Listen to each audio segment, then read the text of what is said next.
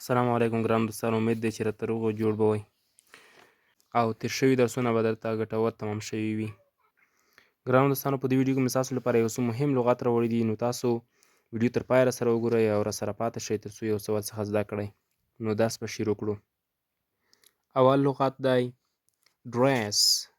ډریس ډریس معنا اغوستل. ډریس اغوستل، د جامو اغوستل. ډریس ویر هم ورته ویل کېږي، خو ډریس هم ورته ویل کېږي. accept accept accept معنا قبلول. accept قبلول. and and معنا پای ته رسول. and پای ته رسول. follow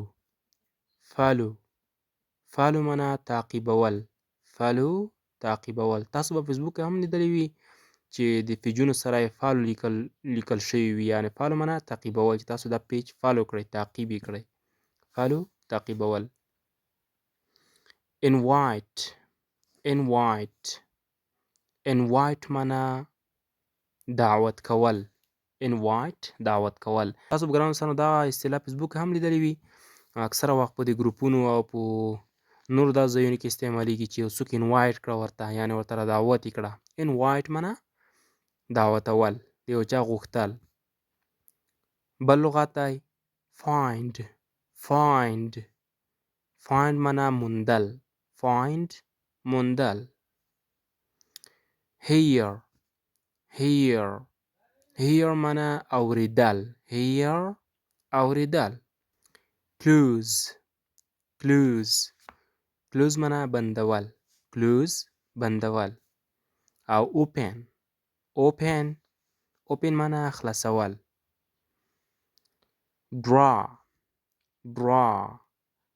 معنا رسمول، د عکس یا د یو بل شي رسمولو ته draw استعمالیږي. draw رسمول.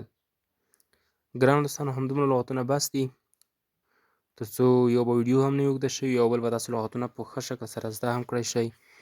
نو که ویډیو خوښه شوي وي د نورو دوستانو سره هم شیر کړئ تر څو هغه هم ورڅخه استفاده واخلي، او زموږ د یولی ټیچر یوټیوب چینل هم درسره سبسکرایب کړئ.